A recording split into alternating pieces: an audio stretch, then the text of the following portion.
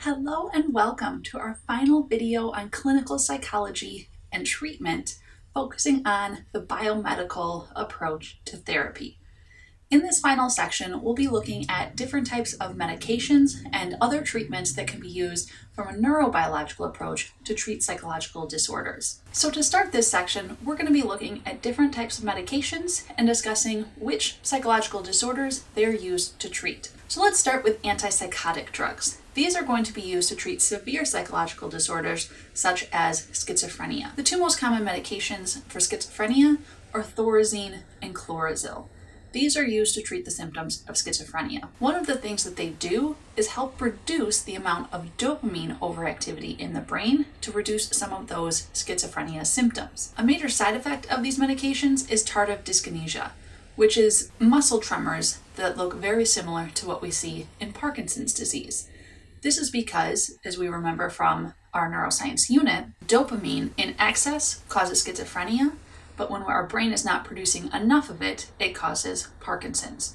And so by lowering the amount of dopamine activity in our brain, we might see symptoms similar to Parkinson's. This can be regulated by trying to find the correct dosage of the medications used to treat schizophrenia. When it comes to anxiety, anti-anxiety medications can often be used. These will help to boost the neurotransmitter GABA, which, as we remember from neuroscience, helps slow down our biological processes. If we don't have enough GABA, we have an inability to relax and we'll feel anxious all the time. Valium and Xanax are the two most common anti-anxiety medications that you want to be familiar with. And then when it comes to antidepressants, we are looking at different SSRIs. As we remember from neuroscience again, SSRIs prevent the reuptake of serotonin, increasing the amount of serotonin in the synapse to help increase the positive emotions that we feel in the brain. Prozac and Zoloft are two antidepressants that you can be familiar with for how we treat depression. And the final medication we can be familiar with is lithium, and that is used to treat bipolar disorder by equalizing the manic and depressive episodes that we see in bipolar disorder. These are some of the medications that we can see used in psychology, particularly in psychiatry, as it requires a medical degree to prescribe medications to treat psychological disorders. But there are other treatment options as well. Historically speaking, lobotomies were once a treatment option available in the biomedical perspective. Of course, they are not used today and are highly dangerous. They were once used to treat a wide variety of psychological disorders by separating the frontal lobe from the rest of the brain. This would almost completely incapacitate an individual because the frontal lobe is where our planning and personality is. People would lose a lot of their faculties when given a lobotomy. For a long time, it was the treatment option available for almost any psychological disorder. Another treatment option we don't see used as often today is electroconvulsive therapy, or ECT, also known as shock therapy.